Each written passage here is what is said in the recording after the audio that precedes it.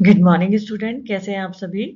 Student, हमारी जो modern thinker की सीरीज चल रही है, इसी में आज मैं आपको सर एडवर्ड इवान प्रिचार्ड के बारे में पढ़ाने जा रही हूँ। सर प्रिचार्ड का जन्म 1902 में हुआ था और सन 1973 में इनकी मृत्यु हो गई थी।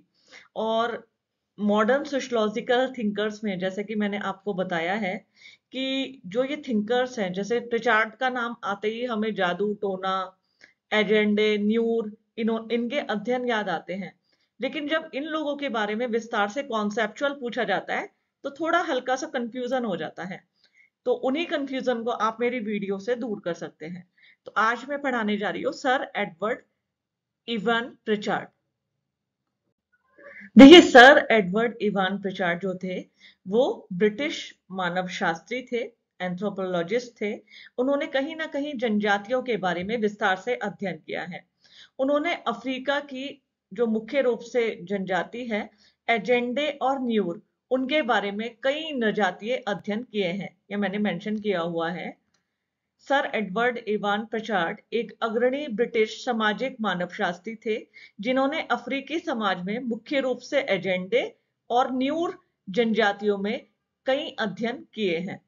देखिए, जो इवान प्रिचार्ड थे, उन्होंने जो, अगर मैं आपको विस्तार से इनके करियर के रूप में बात बताऊं, तो उन्होंने ऑक्सफोर्ड विश्वविद्यालय में काम किया था। और चूंकि ऑक्सफोर्ड विश्वविद्यालय में पहले रेडक्लिफ ब्राउन थे, तो ब्राउन से उनकी कुछ मतलब डिस्टेंस था, दूरी, उन्होंने ब्राउन से दूरी बनाए रखी। उन्होंने सामाजिक मानवशास्त्र को समाज का एक प्राकृतिक अध्ययन मानने के स्थान पर एक मानवतावादी अध्ययन माना है। फिर से बताती हूँ, ध्यान से सुनिए। उन्होंने सामाजिक मानवशास्त्र को एक प्राकृतिक अध्ययन मानने के स्थान पर, वो सामाजिक मानवशास्त्र को एक प्राकृतिक अध्ययन नहीं मानते थे, एक मानवतावादी अध्ययन मानते थे। वो क्या मानते थे? इसके एक मानवतावादी अध्ययन। और उन्होंने जो अपना प्रकारात्मक विशेषता है, उन्होंने रेडक्लिफ ब्राउन से दूरी बनाई रखी। उन्होंने ऑक्सफोर्ड विश्वविद्यालय में लिया था। प्रिचार्ड रेडक्लिफ ब्राउन के बाद ऑक्सफोर्ड विश्वविद्यालय में आए थे और यहाँ सन 1945 से 70 तक सामाजिक मानवशास्त्र के प्रोफेसर पद पर वो आसीन रहे थे। तो इवान प्रिचार्ड जो थे, वो ऑक्सफोर्ड विश्वविद्यालय में भी कार्यरत रहे हैं। जो इवान प्रिचार्ड थे बच्चों, उन्होंने दुर्खीम का अनुसरण किस रूप में किया? उन्होंने समाज को, कहते हैं ना, दुर्खीम किसे, दुर्खीम क्या कहते थे समाज के बारे में? दुर्खीम समाज को कहते हैं ना, समाज सर्वोपरि है। समाज, सामाजिक तथ्य, इसके बारे में दुर्खीम ने समाज को सबसे ऊपर माना है। तो दुर्खीम की तरह ही इवान प्रचार्ड भी समाज को एक समष्टि के रूप में देखते थे। इवान प्रचार्ड की अगर मैं बात करूं, तो उन्होंने उस चीज को जानने का प्रयास किया, जैसे लोग कर्मकांड करते थे, रीति रिवाज। अगर मैं अपने संस्कारों की बात करूं, हमारे हिंदू धर्म में ऐसा माना गया है 16 संस्कार है, ठीक है। गर्भाधान, पुष्पवन, सीमंतोनयन, जात कर्म, नामकरण, जो ये संस्कार या रीति रिवाज होते हैं, इवान प्रिचार्ड ने क्या किया? इवान प्रिचार्ड ने कर्मकांडों और रीति रिवाजों में, समाज में प्रकार्य में को जानने का प्रयास किया। उन्होंने ये जानने का यह प्रयत्न किया, लोग इन संस्कारों का, रीति रिवाजों का क्या अर्थ लगाते हैं, और मतलब अर्थ क्या लगाते हैं, वो इसे आयोजित क्यों करते हैं। देखिए, अगर मैं तुमसे बात करूं, हमारे यहाँ संस्कार क्यों आयोजित किए जाते हैं?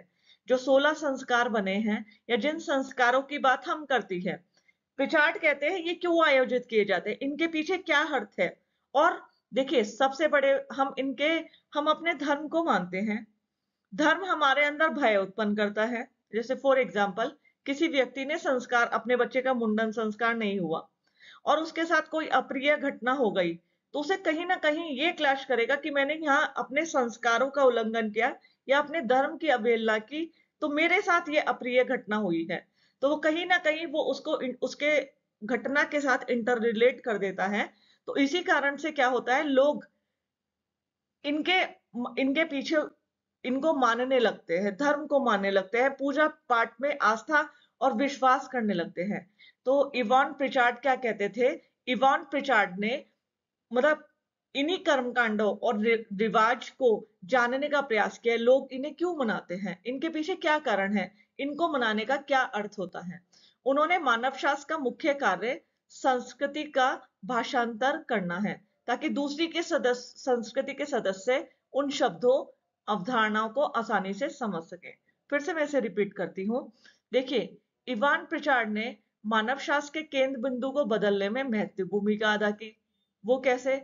उन्होंने प्रकार्यवादी कर्मकांडों और रीति रिवाज के समाज में प्रकार्य जानने में तल्लीन थे। उन्होंने प्रिचार्ड ने यह जानने का पर जोर दिया किसी भी समाज के सदस्य रीति रिवाज का क्या अर्थ लगाते हैं, उनकी दृष्टि में इन रीति रिवाजों और कर्मकांडों का क्या अर्थ है।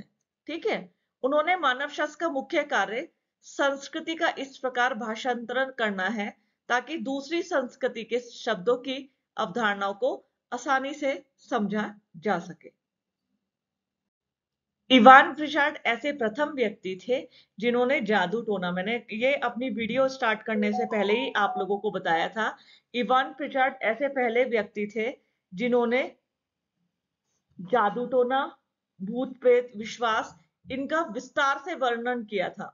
उन्होंने अफ्रीका का जब अध्ययन किया था एजेंडे और म्यूर का, तो उन्होंने बताया था जो लोग होते हैं, मतलब अगर मैंने अभी अभी तुम्हें बताया ना संस्कारों का, अगर उनके साथ कोई दुर्भाग्यपूर्ण घटना हो जाती थी तो वो उसका इंटर रिलेशन जादू टोना के आधार पर इंटरप्रिटेशन करते थे।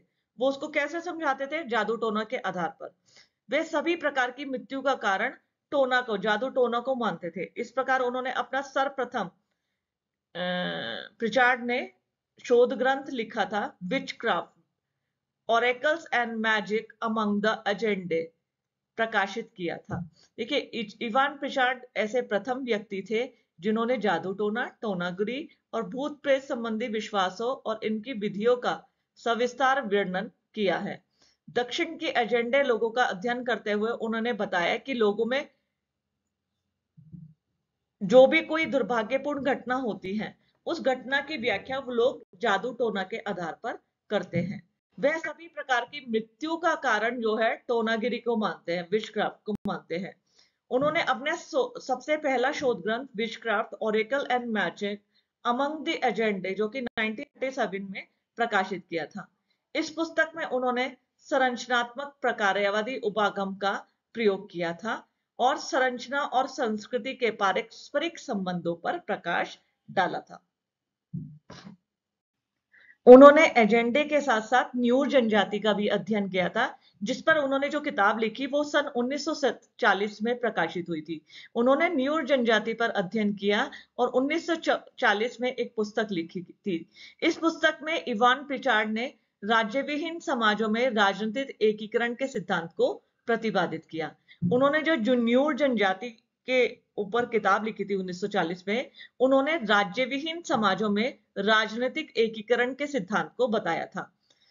रेडक्लिफ ब्राउन के अगर हम बात करें, रेडक्लिफ ब्राउन की अपेक्षा प्रिचार्ड के जो रिसर्च थे या स्टडीज थी, अध्ययन में वैज्ञानिकता यानी की कुछ कमी थी है। कमी इसलिए, देखिए जहां वो जादू टोना और इस तरह की बात करते हैं तो वहां साइंस का प्रभाव थोड़ा कम हो जाता है, विज्ञान का।